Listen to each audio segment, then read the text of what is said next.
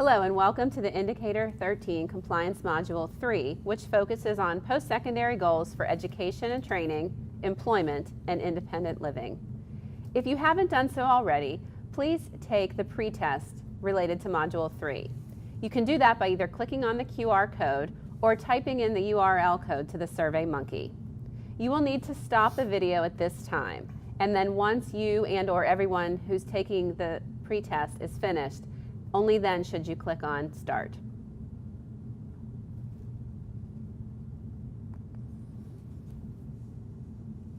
Hello and welcome to the Indicator 13 Compliance Module 3, which focuses on post-secondary goals for education and training, employment, and independent living.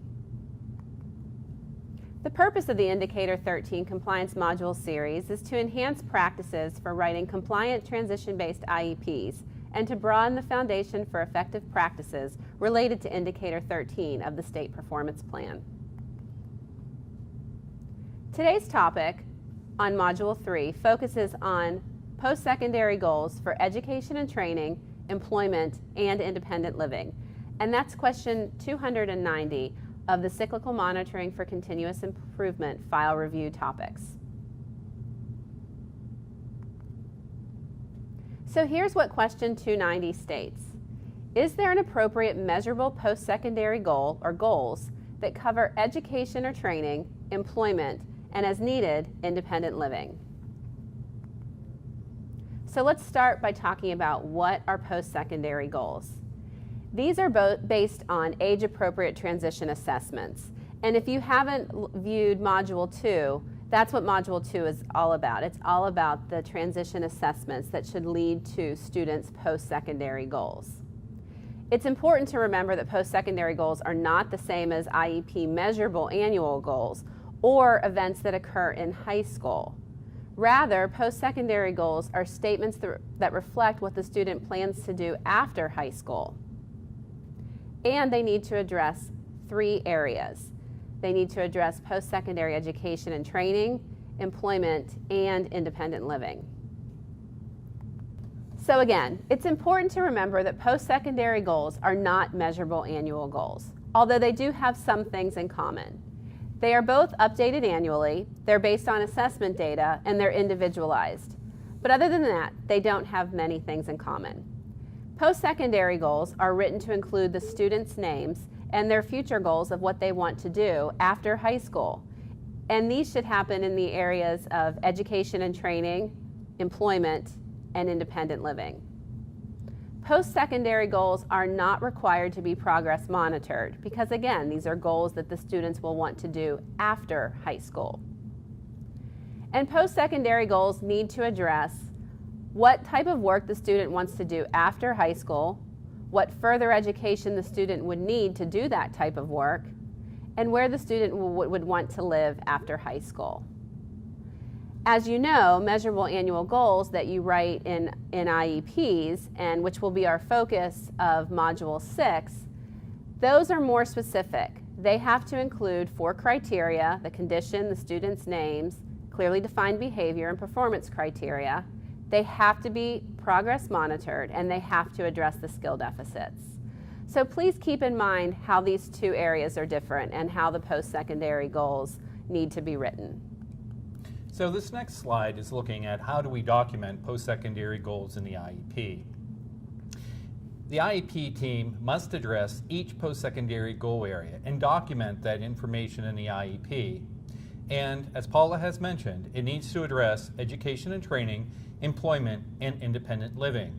And it must be noted that all 3 goal areas need to be addressed even if one of those post-secondary goal areas is not going to be formally addressed as part of that student's transition plan for that year. In describing the post-secondary goal, we need to list this information in 2 areas.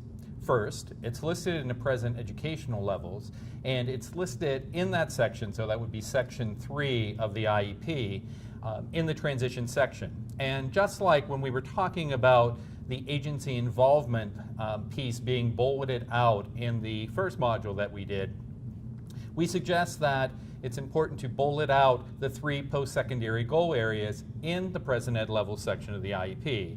So bolding out education and training, employment, and independent living as separate pieces in that transition section, and then make sure that each area is addressed. Then we also address post-secondary goals in the transition grid section of the IEP.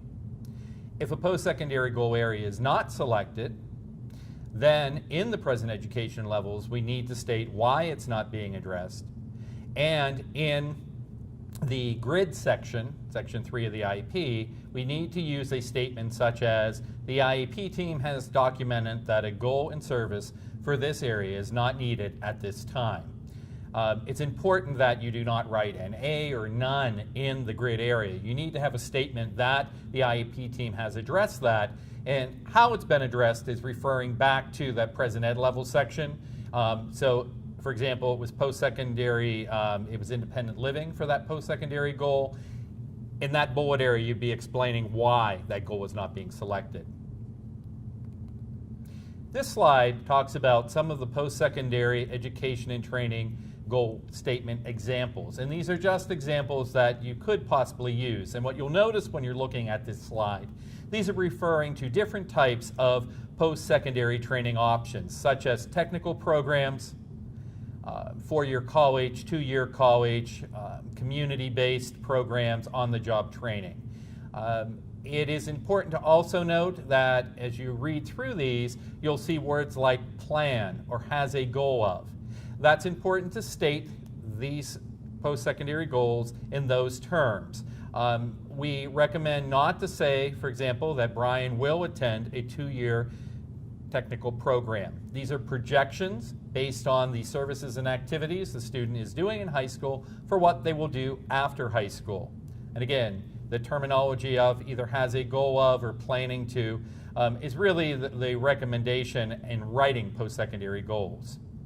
You'll notice that we also have on this slide the statement, or the IEP team has documented that a goal or related service activity is not needed for this area at this time. You would really not be using that statement that frequently. In fact, I would say 99% of the time, every student would have a post-secondary goal in the post-secondary education and training goal area. The exception to that might be a student that is in a career and tech education program. They're in their last year, say for example in the auto body program, the student already has a job in an auto body shop, and they're moving into that job right after high school. If you could document that in present ed levels, and that was the reasoning as to why the student did not have a post-secondary goal, that would be okay, but that would be the only case. Again, 99% of the time you are going to have a post-secondary education goal for each student of transition age. This next slide is looking at employment goals and example statements of employment goals. And what you'll notice in looking at these particular examples is they deal with competitive types of employment. So for example, the first statement there, Jesse has a goal of working in the travel industry, or Cindy has a goal of supported employment, possibly in the food service area. When you have a student that's interested in going into the armed forces, that's actually where that goal would be addressed here. So for example, with Lee plans to enlist in the Army after high school. You could possibly also have an area of working in the armed service in a post-secondary education and training goal, because oftentimes students do receive training, educational training after high school in an armed force area. This next slide looks at the independent living goal areas. And when we look at this particular slide, what you'll notice is this really addresses the type of supports that student it's projected will need once they graduate high school. So for example, with Caroline, what we're looking at is she has a goal to live independently. Or in Zach's case, he may need some additional help from his family to live successfully and to access community resources. Or possibly that young person, it's projected, will need supports from a community provider agency. For students who are not anticipated to need services, based again on the assessment data that we have in present ed levels, you could use a statement similar to what we have for Jeff, where we have listed Jeff's goal is to live on his own once he has established employment. But based on the assessment data that the IEP team has gathered, it's determined that a goal in service for independent living area is not needed at this time. But again, you cannot just make that assumption. You need the data to back that up if you are not going to be addressing a post-secondary goal area, whether it's for independent living or further education, training, or employment. Some reasons or things to think about when you're considering if a student needs to have an independent living goal or not, and these are some red flags that would indicate that a student probably really should have an independent living goal. One would be if that student has any behavior or discipline issues, they have communication issues, they have difficulty with some of the daily living skills, such as managing their own materials, being organized, budgeting, taking care of their healthcare needs. If a student is a teen parent or is currently pregnant, that would probably be another area that we'd really want to look at, ensuring that independent living areas were addressed. If a student is involved in, as a foster child, involved in children family youth services, or has other particular specific needs, such as either mental health needs or drug and alcohol issues, or has difficulty with understanding how to advocate for themselves, being self-determined. Those would all be areas to think about when considering if a student should have an independent living goal area or not. And then these would be issues that would be addressed as part of that student's IEP, and they would have an independent living goal area. Remember that all post-secondary goals must be addressed. You need to document both in the present ed levels as well as the transition grid section of the IEP, education and training, employment, and independent living. Their needs need to be based on their interests, abilities, and preferences, again, based on assessment that we discussed in our previous module. The post-secondary goals need to be looked at and updated annually. And remember, as Paula had mentioned in the earlier slides, the post-secondary goals need to reflect on what the student plans to do after the student graduates from high school. So now we're going to turn over to some questions regarding post-secondary goals. Okay, Michael, what is a teacher supposed to do when they ask the student what he or she wants to do post-high school and the student has absolutely no idea? Yeah, and that really kind of refers back to the module that we had done on formal, informal assessments. Oftentimes, and especially when we're talking about middle school students, they really do not have an understanding about what they would want to do. So really doing some assessments like a self-directed search, where you're asking students about their interests, their preferences, and then getting that information and kind of aligning that to different career areas, and then looking at what those jobs are. I think that exploration really helps. Because especially younger students, they really may have no idea. So that assessment really helps. Now, what if those goals that they do have are unattainable or not, or unrealistic? And again, I think we talked about this when we were talking about the assessment piece. It's really not productive to say to a student, there's no way you'll ever do whatever. I want to be a pro football player. Well, it's really not productive to say, no, that's never going to happen. I think it's really important to analyze, one, what does it take to do whatever that job is that they're thinking about, and then really looking at where that student is currently functioning. Both their functional skills, their involvement in activities, as well as their academic areas. So for example, if somebody is interested in going into a professional sports area, are you currently involved in sports? Are you on a sports team? What are the requirements to, do you have to go to college and be involved in college athletics in order to go on professionally? And start to have those discussions and actually map that out with that young person and their family. You're starting off here, this is where you currently are, this is your goal that you want to obtain. How are we going to get there? And really looking at that roadmap, and I think really in laying that out, that's really helpful to see, okay, is this obtainable or not? And then if the answer may be not, then what can we alter? Maybe that, okay, being a professional sports athlete might not work, but could you work in some related field, like working in the sports out like an arena or a stadium. And I would think having those same conversations with parents who have unrealistic goals would be a good process to utilize as well. Yes, and I think using that same process makes sense, because oftentimes what we'll find is the student has very realistic goals, and it's the parent that may not have realistic goals, or they may have goals that are different than what their son or daughter has. So I think really having those open and frank discussions about, okay, this is really what your son or daughter is interested in doing, this is where they're currently functioning at, but addressing the fact that, yes, but mom and dad think you're going to work in the family grocery store and you really want to go and work with animals at the zoo, but have that discussion. And because ignoring it is not going to really be helpful to anybody. Right. But I go back to having assessment, having facts, and having that discussion is really important. Right. And what advice can you give districts and teachers and supervisors who are working with families and parents, and those parents are struggling with whether or not they want their child to work because they are concerned that if they do work post-high school that it might impact the benefits that they get? Yeah, and I really would suggest that the families talk to a benefits counselor. Through the Social Security Administration, there are 3 sites across Pennsylvania that offer support services free of charge. Currently in the western part of the state, it's the organization AHEAD.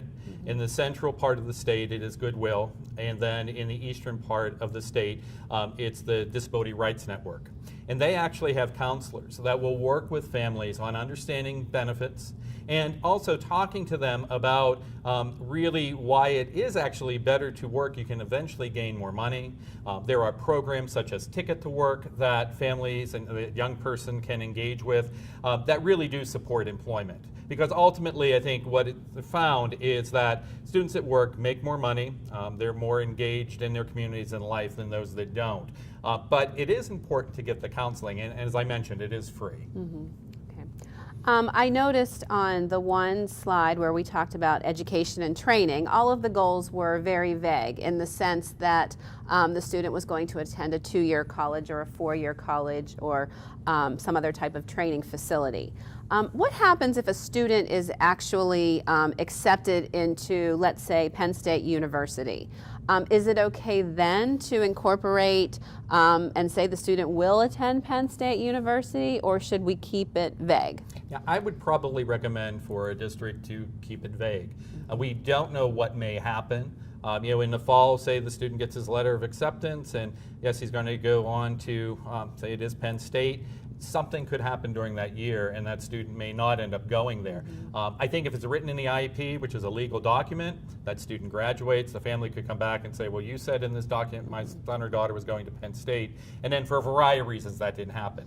Now, I think it might be okay to say, if the student was really interested in going into architecture, and that was the field at Penn State they were going into, is maybe put in that career field, we'll look at going on to training in the career field of architecture at a 2 or 4 year college. That's still fine. I really think being very, very specific is not good because we can't really predict what's going to happen once that student graduates. Okay, thanks. And I know when we're talking about independent living, I think typically our minds go to students who need self-care needs or do household chores and those types of things. But can you just elaborate a little bit more on what you said earlier? What would be some examples of some of those independent living skills that might not be the typical ones that come to our minds? Yeah, and I think it's really looking at how well does that student do in the high school setting and what things do they need to work on. So I think things such as organizational skills, possibly hygiene skills. I mean, especially students sometimes that we see that are on the autism spectrum.